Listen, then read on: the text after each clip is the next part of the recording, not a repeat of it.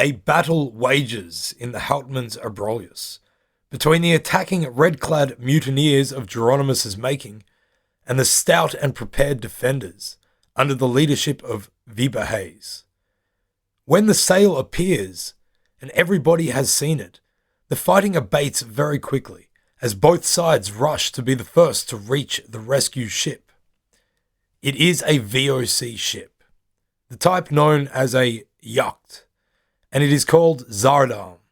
It was originally a part of the same fleet as Batavia.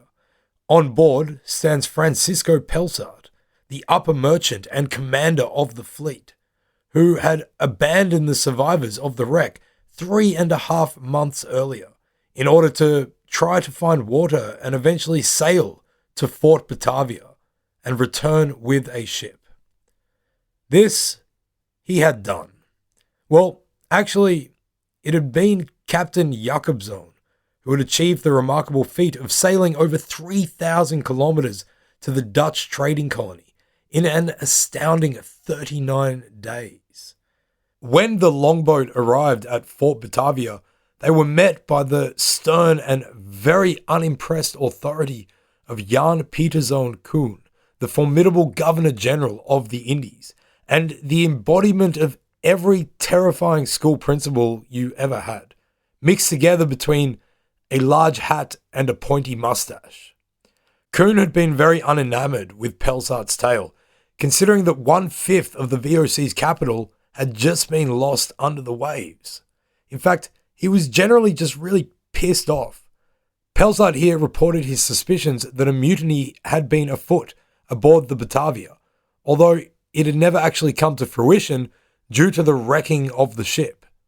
Pieterszoon Koen, in response to this, imprisoned Captain Jakobson just to reward him for his unbelievable feat of seamanship, and for good measure, he imprisoned his mistress Svancha as well. They will both disappear from the record at this point, and nobody knows what became of them. Koen also had Jan Evertsson, the high bosun, executed for his role in the attack on Lucretia before the wreck. He then commanded Pelsaert to take the ship Zardam and return immediately to salvage the goods that he had lost. Oh, and if there's anyone still alive, Pelsaert should probably pick them up as well. Returning to the site of the wreck took a lot longer than the longboat's journey north had. Pelsaert was no naval man, and it was difficult for him to ascertain the exact location, working with the captain of the Zardam. And so they had general navigational issues, which is to say, they got lost. This added about an extra month to the time that the survivors had to, well, survive. And we all know exactly what that extra month meant for some of those awaiting his return. Just a whole lot of awful, and not a whole lot of surviving. By the time the Zardam arrives, the mutineers are at battle and under the leadership of Voyage, who seems to lack the conviction or maybe the high delusion of Geronimus. He sees the sail and instantly feels that the game is up and that all of them are now due to be hung for treachery. Little Jan Pelgrim, however, is not giving up the ghost. He rallies enough men to get in their little sloop and make their way to the rescue ship, determined to carry out their original plan of seizing the yacht and going a-pirating. Yar! They quickly set off to row the several miles to the Zardam, hoping to reach it before Hayes and his men do. Hayes and his troop, they have been concealing their little yawl in a bay on the north side of the island. From the midst of the battle, they must traipse several miles through the thick and prickly shrubbery that covers the high islands before they can reach it, all the while hoping that they are making quicker time than the mutineers on their crappy little sloop. This is right after having waged battle for the last few hours, of course. As they make their way, they can see in the distance to their right the murderous gang moving slowly up the coast, obviously intent on spinning some fabricated tale of self-woe should they reach the authorities aboard the Zardam first, The race is on. Hayes knows that if he can reach their yawl before the mutineers round the coast, they will reach Pelsaert first, as they will only have a short distance to row.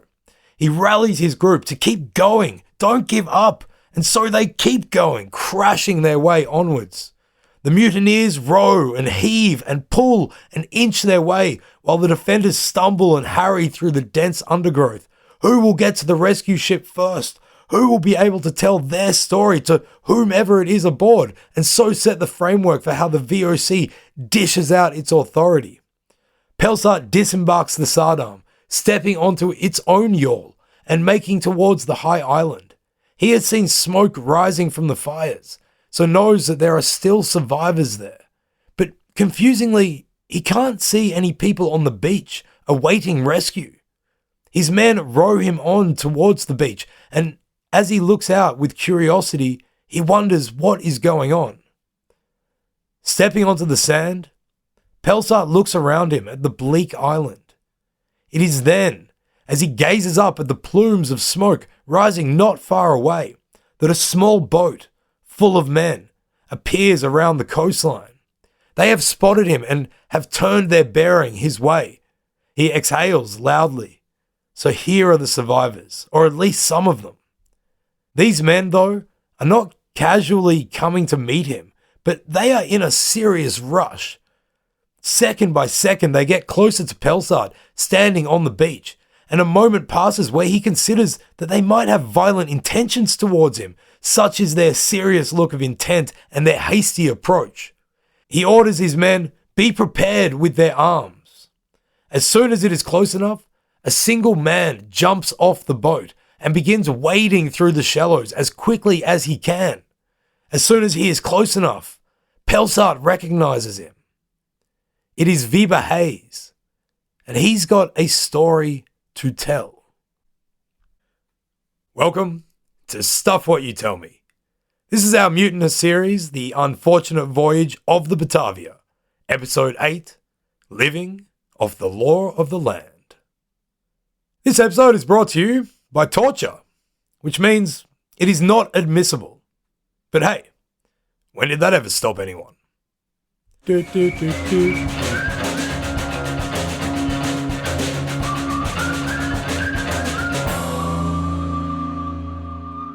last year has been the toughest and the worst of our life. We became a sailor out of desperation to move out of the poverty that our life had descended into previously. We'd done it with fantasies of becoming rich in the exotic lands of the East. Knowing it would be tough, we'd figured it would also be worth it. The voyage at first had seemed like it would be the hardest part, a way of living that one had to get used to, difficulties that gave starker relief to the pleasures of shore leave, the rare times when we could be free from the ship and our duties. In fact, in our time as a sailor aboard the Batavia, it has been the small moments of joy that have kept us going. The first fresh water in Sierra Leone, following a month of drinking from the stagnant and algae-infused water stocks on board. What a glorious half-minute that was. Likewise, being able to go to the toilet on the beach in Cape Town, squatting alone on the moonlit sand, a mile away from the ship and the 200 other men we'd been sharing a toilet with, looking up at the incredibly starry sky. It was the greatest poo we've ever had. But of course, we now know that the voyage was like a calm breeze compared to the stormy ordeal of the shipwreck and our abandonment on the islands of hell. All the things we've seen, done, and escaped from will remain with us forever. And that will be after we've begun to process it, which we have not yet. The weight of it all, however, does seem to crash down onto our shoulders the moment we realize that we have reached Commander Pelsaert first. As our little yawl rounds the bend of the shoreline and we tack towards him on the beach, Pelsaert represents salvation and a chance that perhaps our struggles are over. For the last 5 hours, we have been fighting, killing, avoiding being killed. Then we ran through the scrub for nearly an hour and completed the twisted hectathlon of hell by rowing as powerfully as we possibly could in order to win the race against the mutineers, the race to control the truth of events. Had they reached Pelsaert first, we have no doubt they would have painted us as the miscreant criminals. At last we can rest a moment as we come within hailing distance of Pelsaert, standing on the beach, and Hayes jumps off our boat and goes to meet him. We can still hear Hayes as he gets closer to the commander. He begins to shout the circumstances, advising Pelsaert to return to the Zardam as quickly as possible. There are murderous miscreants on their way. We watch the two men come together, and Hayes speaks for some time. He is likely giving out the shortest possible version of events that have transpired since Pelsaert's departure. Pelsaert doesn't seem to react very quickly, and for a very long time, the two men stand together, neither speaking. Pelsaert has unlikely become more decisive or authoritative in the previous 3.5 months. We see Hayes pointing back to the south of the island, where the battle had taken place, and then towards us on the yawl. Whatever he said sparks action, and both men begin to move quickly to return to their boats. When Hayes is aboard, he says that we are to fetch the captured prisoner, Geronimus, whilst Pelsaert returns to the defensive protection of the Zardam. We are sure that these orders are exactly what action Hayes had suggested to Pelsaert. Rest time's over. We turn around and we go to fetch Geronimus. As we row away, we can see Pelsaert's yawl heading back to the Zardam. Just as the whole scene begins to disappear from our view, we suddenly spot the little sloop with its harried gang of mutineers come rowing around the bend of the island shore. We are separated from them by about half a mile, and Hayes orders us to keep going as we are tasked with our orders of collecting Geronimus. We hear later about what happened when the mutineers reached the Zardam. Pelsaert, who had only gotten back just in time, had demanded to know why they were armed, as he stood on the deck and stared down at them, bobbing in the swell. The murderous gang had shouted back that they would explain why they were armed once they were aboard, obviously thinking Pelsaert was as stupid as they clearly are. Pelsaert is many things, but he's not an idiot. He responded by having the guns of the Zardam trained on the little sloop and gave the rebels no choice but to throw their rusty muskets and swords into the sea. Once aboard, they were immediately accosted and bound, and Pelsaert felt vindicated by their behavior that Weber Hayes had told a truthful version of events. There had been atrocities committed here. But more importantly, he was concerned that somebody had laid claim to the VOC property that had been salvaged or washed ashore. They had been wearing red cloth with gold trimming, company property. He immediately interrogated one of the mutineers, Jan Hendrickson, who avoided torture by blubbing out a confession of his crimes, that he had killed around 20 people. He insisted that it had been under the leadership of Geronimus that they had all acted. Geronimus had invested himself with utmost authority and had been backed up by his official council. Hendrickson also finally confirmed Pelsaert's belief that a mutiny was being planned. His confession was the first that the commander heard and included information that the captain, Geronimus, the high bosun, and others had all been plotting to seize the ship and murder all but about 120 people on board. Thereafter to go, well, we know where this is going, but stuff it, to go a-pirating! Yar! Pelsaert inquired about the goods and was told that everything salvaged was kept in Geronimus's great tent. When we arrive back at the Zardam, we bring Geronimus aboard as a prisoner. Pelsaert has followed protocol and so set up a ship's council, led by himself and including the Zardam's captain and the high bosun. It is so difficult to know how Geronimus convinced so many people to do such atrocious things. For sure, his greatest weapon is his glib tongue, weaving words into manipulative tales and lies. Under interrogation, he pleads that it was he being forced to act by other men. He lays blame for the entire course of events on members of his inner circle, David Zevank and Kunrat van Housen, who had forced into marriage the predicant's daughter. These two men's bodies now conveniently lay below the blood-stained beach, they having been amongst the three men whose throats were opened by Weber Hayes. Geronimus insists that when it comes to any plan of mutiny, he was also being coerced under threat of his life. Collapsed in a miserable heap on a stool before those assembled on the deck of the Zadam, which is the ship's council and those of us bearing witness, Geronimus is, for the most part, a pathetic figure. He has been kept in a limestone pit for the last 2 weeks, under guard, and having insults, abuse, spit, and other waste cast down upon him by all of us defenders. Yet, when he talks, he still holds his head high, and he looks the council members in the eye. His voice remains unwavering and confident. Knowing that he is fabricating everything he says, it is remarkable at how adept he is at lying, and how convincing he may be to someone who does not know the truth behind his bullshit. Pelsaert is not that someone, however. Hayes's and also our testimony, as well as basic common sense, means that Pelsaert knows that Geronimus is holding the truth back. It will take time and more persuasive interrogation to get his hands on that truth. But get his hands on it, he will.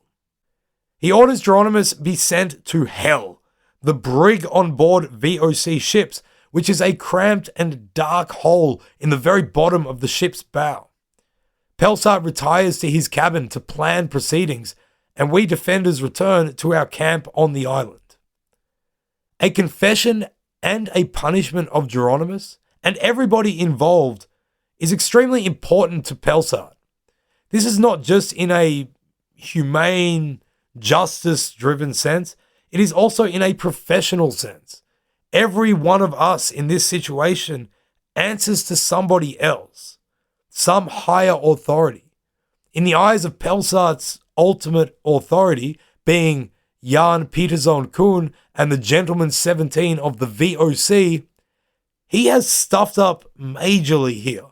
He is not a brave survivor of a tragic ordeal, but a manager who has overseen a massive loss of capital and has one chance to devise a solution.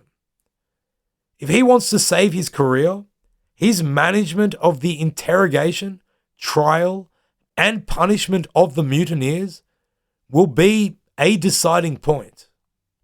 Firstly, he needs to be able to lay blame on somebody else's shoulders and redeem himself within the context of the whole story. Secondly, he needs to recover as much of that capital as possible. The following day, Pelsaert arrives on our island with a group of soldiers from the Zadam. He and Hayes converse for a while before Hayes picks out 10 of our men, his best soldiers, who are given muskets and swords.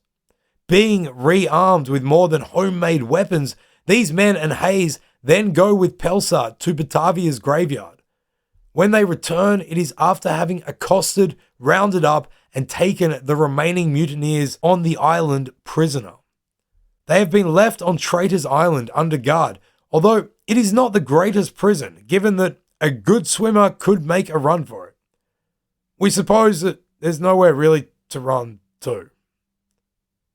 Pelsaert also begins ordering plans to be made for the salvation of any treasure chests and goods under the waves. That evening, we are part of a contingent sent to row him out to survey the scene of the Batavia wreck.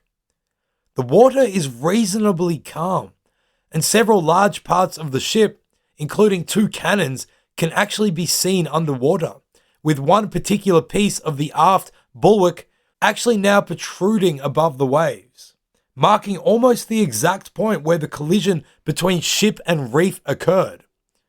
Pelsaert, though, is obviously frustrated. These are choppy waters at the best of times, and there have been storms of late. It will take a rare calm day for anything of significance to be found and retrieved. We must rely on the elements for the commander's most important task to be completed. While he waits, one eye on the conditions, Pelsaert arranges for the interrogation and the sentencing of the mutineers. 11 days pass between Pelsaert's arrival and the sentencing of the mutineers. The whole process, of course, unfolds according to Dutch law. For a death sentence to be passed, a free will confession must be obtained from the perpetrator. The challenge before Pelsaert and the ship's council is no small one. Although they have the initial confession of Jan Hendriksson, as well as the story of Wiebe Hayes and we defenders, the culprits are sure to weave various webs of confusion and mistale, each trying to preserve for himself whatever respite from punishment that he can find. We learn a lot about the law as we hang around on the outskirts of these proceedings. We and others from the loyal defenders are given various tasks, ranging from fetching this or that prisoner, securing driftwood to build scaffolding on which the condemned will eventually be hung, attempts at salvage operations, or even just catching and preparing food and water. It looks like there will be no hurry to leave this godforsaken place, and that is frustrating. But it's difficult not to marvel that such procedures could be organized and followed so rigorously in such an outlandish situation. Making it more outlandish, we realize, is that there are definitely members of Geronimus's followers who are not amongst the imprisoned. When we walk past the proceedings one day, taking place on the beach on Batavia's graveyard, tables and chairs set up under an official-looking VOC tent, we can't believe that the scribe, sitting by Pelsaert's side and taking recordings of the proceedings, is no other than Salomon Deschamps. Fair enough, he was Pelsaert's scribe prior to the wreck, but he had also spent 2 months with his head firmly positioned up Geronimus's arse, as far as we could tell. We are pretty sure he also killed someone. One by one, the prisoners are brought before Pelsaert and the council. The men who are aboard the Saddam are those being tried, whilst the other mutineers are held on Traitor's Island. They are quizzed about their version of events. If they contradict themselves, or another, or give an unsatisfactory answer, they are tortured. The method is simple, but effective. Effective at making men suffer horribly, and effective at making them say anything to make that suffering stop. We find out from an old sailor that the method is known as the water cure, and we have never heard of it until now. Some of the collected timber has been nailed together to form a frame, wide and tall enough for a man to be spread-eagled and tied securely to it. Then, with the frame laying on the ground so that he is then bound with his face to the sky, a cloth is wrapped around the man's face, under his chin and over the crown of his head. It is wrapped and wrapped, building up as a weird cloth frame or collar around the man's face. The end effect is that it is like a cheap bucket, able to catch and hold water to a level high enough that it will submerge his mouth and nose. A separate cloth is wound up and shoved down the throat of the, to struggle to find more synonyms for people being held and tortured, shoved down the throat of the interviewee, which then forces his mouth open. Then, as he lays in this grotesque position, water is poured onto his face from a height. The only way someone can avoid drowning from this, and avoiding drowning is a pretty natural reaction, is by drinking as much of the water as possible, and so lowering the level caught in this weird cloth face bucket. The severity of the torture is increased and decreased by pouring in more or less water. After the man has drunk many times more water than a human should at once, the irony of that particular circumstance not being lost on us given that everybody on this island, including the mutineers, would have dreamt of having too much water to drink in months gone by. After this, the man is untied from the frame and beaten until he vomits. After he has relieved himself of many times more water than any human should vomit at once, the process is repeated, causing the man's body to bloat absurdly. We see some of the men who rain terror upon so many of us after they have been subjected to this whole ordeal. Their guts and their eyes bulge, along with their cheeks, and they have an unnatural color about them, like their veins are screaming. This is most definitely torture. We see it on their faces and we hear it in the screams of those being questioned. Hundreds of years later, it will be decided that if only the interrogators had put a cloth sheet over the man's face and then called it waterboarding, turns out that's not torture. Some confess more freely than others, without torture, and with varying levels of remorse and penance. Even with a fairly open confession, however, Pelsaert and the council, they must know the full truth. So each mutineer is, to varying degrees, put to torture, so that their sentences can be as informed as possible. An issue with this, of course, is that confessions under torture are not admissible. Therefore, the tortured man must freely give a recount of his confession that he gave under torture within 24 hours of first giving it. This is ultimately what causes such delay in the council's proceedings. From bits we see and hear, plus what we get to discuss with the other free men amongst us, Geronimus confesses and recants his testimony about 5 times. On one day in particular, we are sent to and from Traitors Island several times, fetching mutineers whose confessions have been contradicted by Geronimus's lies. It is only eventually, after every protestation has been checked and double-checked, that Pelsaert finally manages to achieve a free will confession from the pharmacist from Friesland. He whose actions, divined by God, have caused the death of around 125 people. We heard that once he had decided to confess and avoid further torture, he'd had no compunction in throwing his followers under the horse cart. The unfortunate voyage of the Batavia will continue after this short break. Finally, on Friday the 28th of September, 1629, everybody is assembled on Batavia's graveyard to hear the verdict and sentences as agreed upon by the council. Geronimus is first. With a curtness that is tinged in disgust, as he looks Geronimus's way, the commander announces that Geronimus has misbehaved himself gruesomely. He goes on to say something about how even Moors and Turks never treated anybody as badly as Geronimus has treated those amongst the survivors, which is something we don't really understand or know how it's relevant to what's been going on here.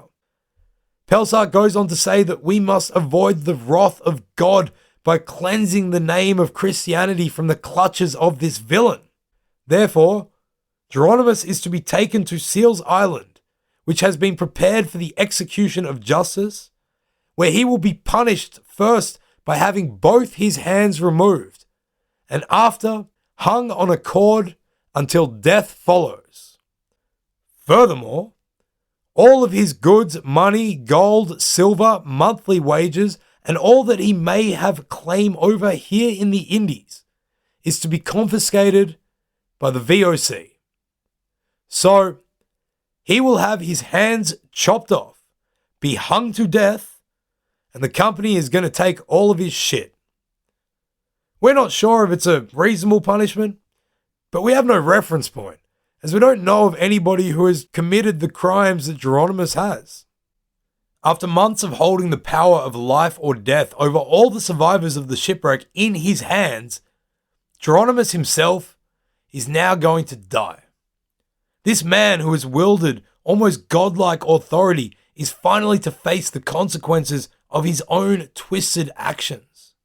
He has, until now, justified his own behavior by his rejection of the ideas of heaven and hell.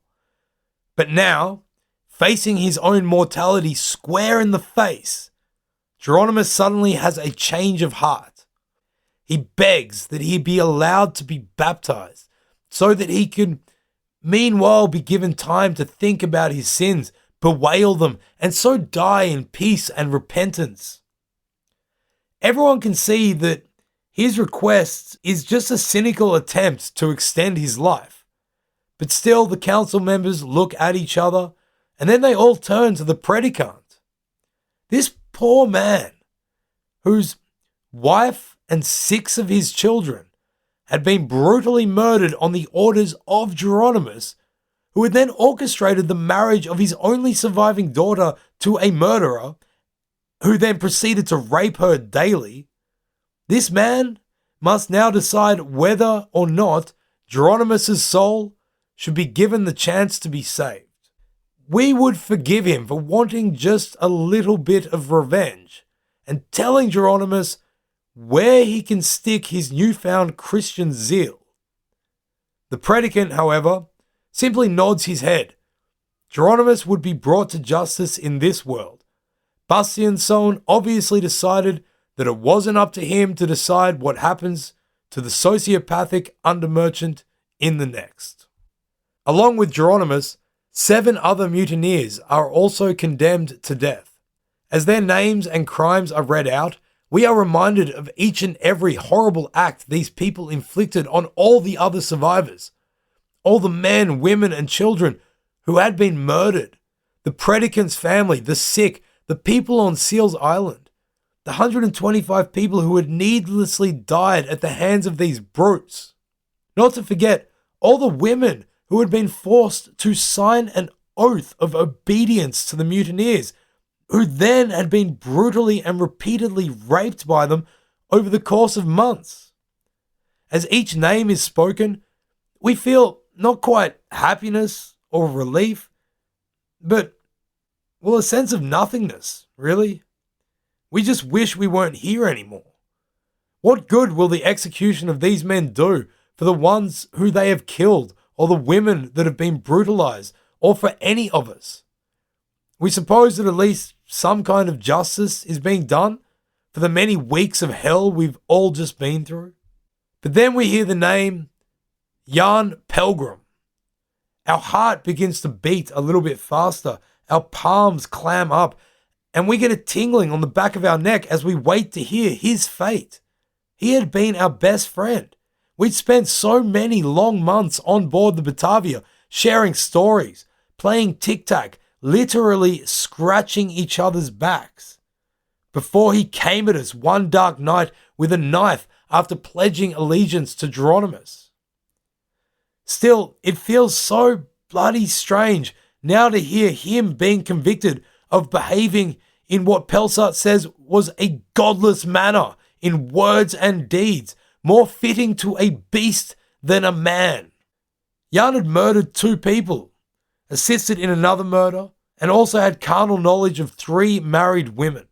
He is spared from having his hands chopped off, but he too will be punished on the gallows, to hang on a cord, until death shall follow. We know that Jan deserves his punishment, but we still feel absolutely horrible when he breaks down and weeps as his fate is formalized. On Sunday morning, we make our way to the beach to attend the predicant's service. Since he had escaped from the clutches of Geronimus's gang, the predicant had begun preaching again. We've pretty much given up on the idea of God, having been through such a terrible ordeal, but there's not much else to do on these islands. Plus, we are curious to see the spectacle of Geronimus's baptism. When we arrive, the people gathering are also buzzing as they all excitedly share information about the latest rumor spreading around the camp. Apparently, having learned that Pelsaert intended to have him executed on Monday morning, Geronimus had flown into a rage about how unfair this was, how he'd not been given enough time to repent for his sins, and that he was certain a miracle from God would strike him down so that he shall not be hanged. Lo and behold, last night, Geronimus was violently ill after having apparently taken some poison in an attempt to end his own life. Unfortunately for him, he hadn't taken enough. So instead of dying, he just spent the night projectile vomiting and having explosive diarrhea. When this news is announced, we are standing close enough to the commander to hear him comment, "Seems his so-called miracle is working from below as well as from above," and chuckle to himself at his little joke. But now Geronimus was refusing to come to the baptism and had seemingly reverted to his old belief that everything he'd done had been an act of God. We are disappointed that we won't get to see the baptism, as that would have been bizarre to the extreme, and we may as well rack up one more weird experience. But once we hear that it's not happening, we realize that we just can't wait for Monday morning to see this guy die, and then maybe, hopefully, this will all be over. On Monday, it seems like maybe there is a God and maybe he is listening to Geronimus. As a storm passes over the islands, bringing rain, wind, and waves, making it way too treacherous to ferry the condemned to Seals Island for their executions. The next morning, however, Tuesday, October 2nd, God has clearly become distracted by something else. And we see the wind die down and the swells calm. So Geronimus, Jan Pelgrim, and the 6 other condemned men are loaded onto a boat and rowed across the channel to Seals Island. We arrive at the island an hour in advance of the executions, with a boatload of other survivors who wish to see these men pay for their crimes. On the journey across, we sit opposite Lucretia Jans. We can scarcely recognize her. Her hair has lost its golden shine, her cheeks are hollow, and she no longer walks with the confidence and the grace with which she had once done. Her eyes, however, are flashing, and there is certainly still strength in there. For the previous 2 months, she has been forced to sleep in Geronimus's tent where he had repeatedly raped her. Lucretia, it seems to us, cannot wait to see him dangling from that cord. Geronimus and the others are marched to the gallows. In their last few moments, Geronimus's gang, faced with their fate, they together turn on their former Captain General, and as one they rage at him, yelling insults and curses. Then they turn to Pelsaert and they beg for him to kill Geronimus first, so that their eyes could see that he does in fact die. Pelsaert has no problem with this, so Geronimus is led to the base of the gallows. The rest of the condemned men shout revenge at him, and he hisses profanities straight back in their faces. Geronimus still portrays some of his former coolness, and he doesn't struggle so much, except for his eyes, which are as wild as can be. He is forced to his knees, and his hands are strapped to a wooden stump in front of him. A sailor steps forward with a giant sword and waits, poised, as Pelsaert rereads the council's judgment. As soon as he is finished, the sailor heaves the sword over his head and without hesitation brings it down swiftly. What strikes us is the overwhelming silence of the scene. For just a brief moment, the wind that usually gales constantly through the Abrolhos, it stops, and there is not a peep from the attendant crowd, who all stare on intently. But then, suddenly, the sound returns, and everything is extra loud. The sound of Geronimus's bones shattering, followed by that of the dull thump as his hands fall uselessly onto the soft sand. They are then punctuated by the loudest sound of them all, the high-pitched wail that streams from Geronimus's mouth. For the first time, he is totally stricken of any of the poise and charm that facilitated his manipulations. He is also, for the first time, stricken of any hands. He kneels before the crowd, still screaming and staring down with wide-eyed horror at the bloody stumps before him. A sickening shower of blood is spurting from his wrists and adding the final touch to what is, Even after everything we've seen, a gruesome sight. We cringe at it all. Standing next to us, though, we see Lucretia Yarns, eyes transfixed, smiling for the first time in months, as her torturer wails in agony. The executioner quickly puts a noose around Geronimus's neck and leads him stumbling and trailing blood to the gallows, where he is made to stand on a stool. As he is being helped onto it, he has stopped screaming and he discovers the very last of any defiance that remains within him. He yells out to Pelsaert and the ship's council, "I will seek justice with you before God's judgment seat, because I have not been able to get it here on earth." The last word is barely out of his mouth before the sailor come executioner kicks the stool out from under his feet. His body falls and his neck snaps and his face takes on its final contorted grimace as his heart beats for the final time. The wind has returned now and his body begins to sway, blood still dripping from where his hands used to be. The sands of Houtman's Abrolhos thirstily drink the circles of blood that form underneath the body of Geronimus Cornelisson. The rest of the executions happen in quick succession. With their last words, some of the men confess to even more murders than the ones that they had been convicted of. Others warn the crowd to watch out on the ship back because so many more mutineers remain alive and they will seize control at any opportunity. This is very perturbing and a total mindfuck for everyone who hears it. The crowd had greatly enjoyed watching Geronimus die, but as the executions go on, we can feel the enthusiasm drop as everybody begins to feel queasy from the smell of blood and loosened bowels. Plus, even staring at the view of the horizon is better than the awful sight in front of us. Finally, with 7 bodies hanging from the gallows pole, the last name is read out. It is Jan Pelgrim. He is in an absolute state by now, weeping, screaming, and begging for mercy. He looks like a lost child as tears run down his red cheeks and his voice cracks with every word. He looks at the crowd, at Pelsaert, at the council, but his eyes avoid ours as he struggles against the 2 big sailors leading him to the stool at the base of the scaffolding. "I am only 18 years old. I have barely lived," he cries. The noose, however, is tied around his neck and the men who had been holding him step away as the rope is then pulled taut.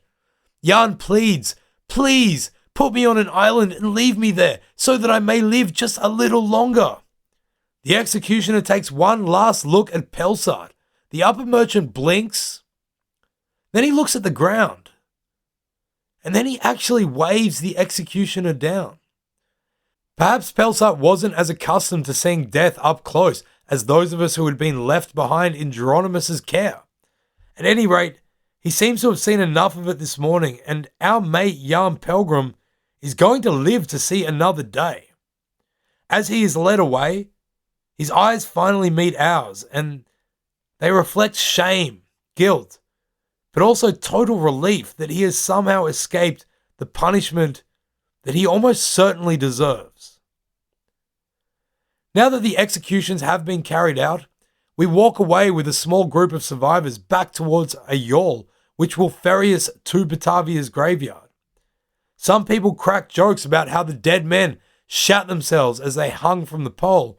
Others mock Jan Pelgrim's theatrics and they grumble and curse that he too wasn't put to death. Lucretia Yarns walks silently, still looking pale and meek, but she is standing slightly taller than before, and that little smile still hasn't left her face. We mostly just feel numb about everything that has happened and cannot wait to finally get off these fucking islands. But Pelsaert has different ideas, of course. The bad weather which seems to constantly plague this area has made the salvage operations at the wreck very difficult. Pelsaert is obsessed with picking the corpse of Batavia clean of every last scrap of valuable material, knowing full well that for every barrel, bottle, gun, coin, chest, or cannon that he can retrieve, a small part of his battered reputation will be restored in the eyes of his masters at the VOC. And so we stay, working day after day for another 10 days, tirelessly rowing teams of divers to and from the site of the wreck. On one expedition, we go with a group of fishermen to a site near the wreck to collect food for the evening meal. One of the fishermen, with keen eyes, notices a barrel of vinegar lying on the reef. Personally, we are so done with being here that we would rather just ignore the barrel of vinegar and leave it behind. The fisherman, however, insists on declaring his findings to Pelsaert as soon as we return from fishing, probably trying to suck up to the upper merchant for whatever reason. Pelsaert listens very intently to the fisherman. Then he orders the skipper of the Zardarm, as well as 2 of his best sailors, plus 2 of the men that we had fought next to on Viberhaze's islands, out to retrieve the sunken vinegar. And so they head off in one of the Zardarm's yawls. But they never return. A storm blows in shortly after they set out, and after we lose sight of them, we simply never recover it. For the next 2 days we wait, as the storm rages over the Abrolhos.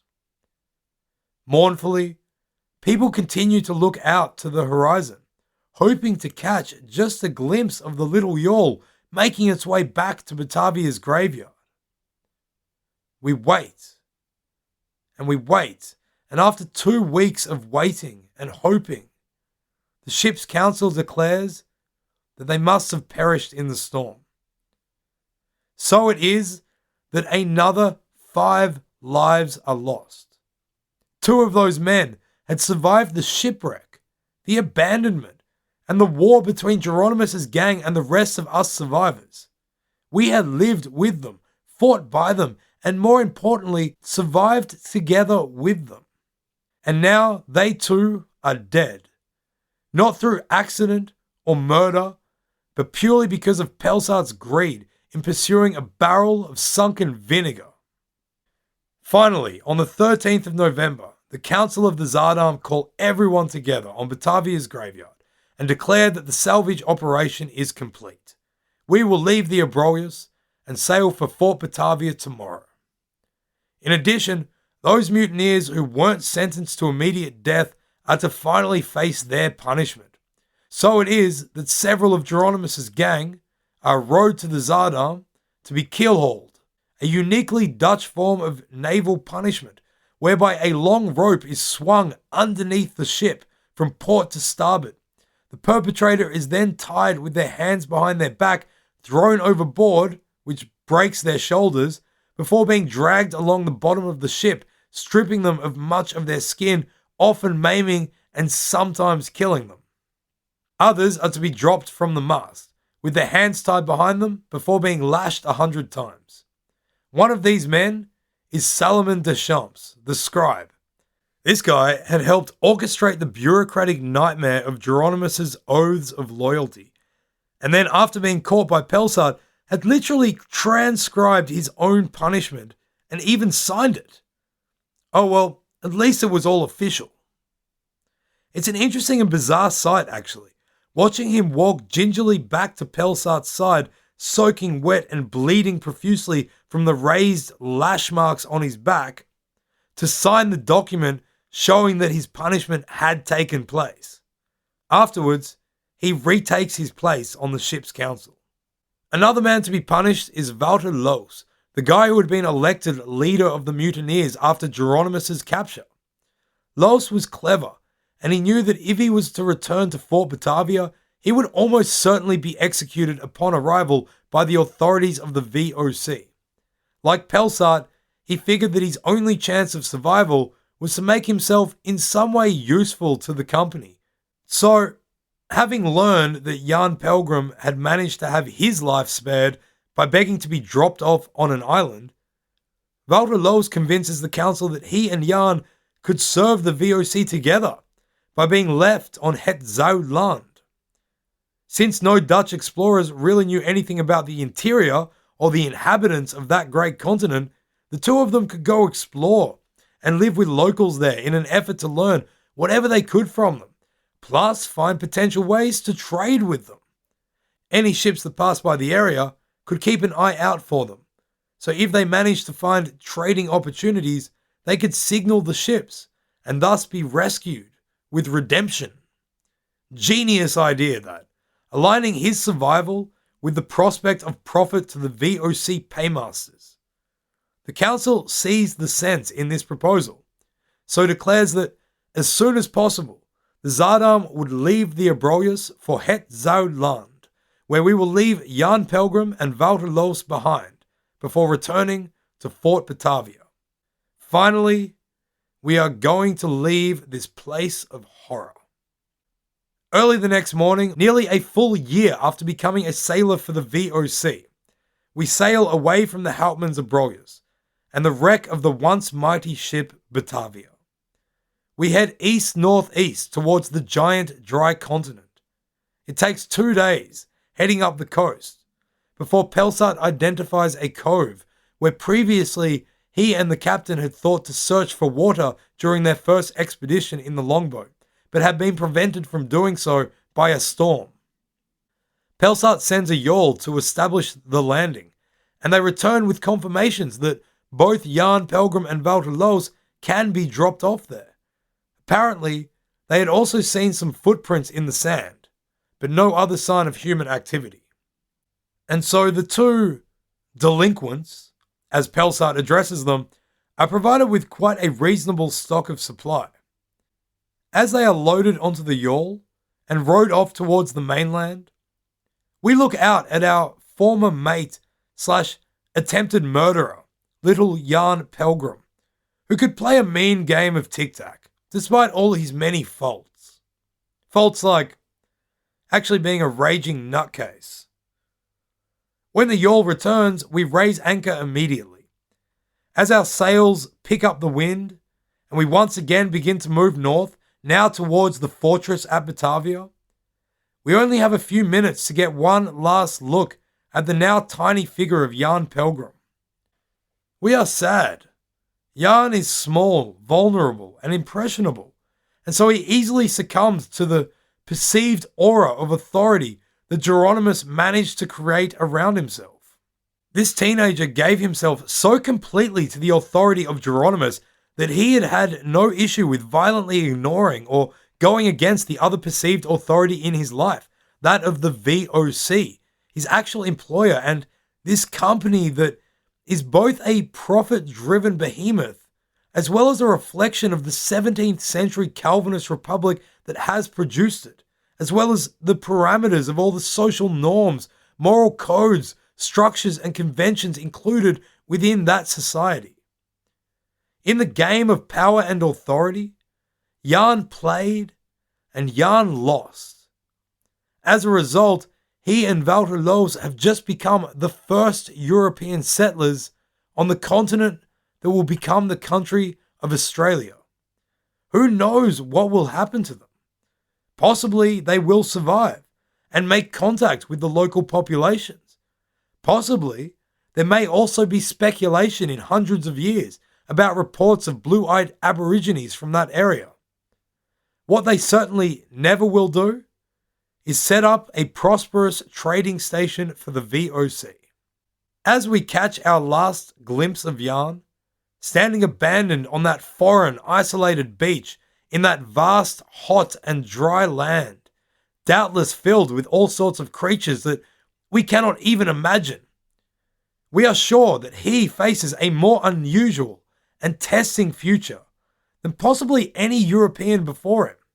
His thoughts must be astir with all sorts of anxieties about everything that lays before him. Should he survive, he will have plenty of time to consider all of this, everything that's brought him here. But we are quite sure that the last thing on his mind at this moment are contemplations about power, authority, and what it means to stand up for and against them. And so it is, ladies and gentlemen, beautiful and adoring fans. that we find ourselves at the end of the story of the unfortunate voyage of the Batavia. If you're thinking to yourself, what just happened? And what did it all mean? Then fear not. Unlike Pelsaert, we would not abandon you to this dry archipelago of confusion, as we will be back next episode and be having ourselves some serious contemplations about power and authority. We will discuss the sources of this story, where we filled in blanks with color and why, and generally try to figure out how such a batshit crazy situation as this could possibly have occurred. What does it all mean for our understandings of authority, resistance, and rebellion to authority? Make sure you join us next time to find out in our final episode of the series, The Unfortunate Voyage of the Batavia. We want to send out a big thanks to everyone for tuning in. We don't know how many people were waiting patiently for this episode, but we know there is at least one. Thanks for putting up with our consistent irregularity over the last month or so. A massive, huge thanks goes out also to Dean Chevis, aka Diplomaticon, for donating to our efforts here at Stuff What You Tell Me. If you want to be like Dean, then too bad. There is in our hearts now only one Dean Chevis, even though we are not 100% sure on how to pronounce his last name. Cheeves? Cheeves? Chevis? Chevis. However, we do have a lot of room in our hearts, and there are many ways in. Dean used the PayPal donation button on our website, www.stuffwhatyoutellme.com. Patreon is another nice big door into our hearts. But really, you can also just sneak into our hearts through, like, the bathroom window by subscribing, telling your friends, family, and that strange dude out on the street. You can do it by liking our stuff on Facebook, writing us reviews, and leaving lots of stars for us on iTunes, Stitcher, CastCrunch, or whatever, wherever, whenever. We think rebellion is a fundamental part of human societies. Our efforts to explore it are an attempt to understand its role and to learn from how rebellion and resistance have contributed to shaping our modern world in history, art, and culture. This is Stuff What You Tell Me. 9 out of every 10 taxidermists recommend saying, "Stuff you."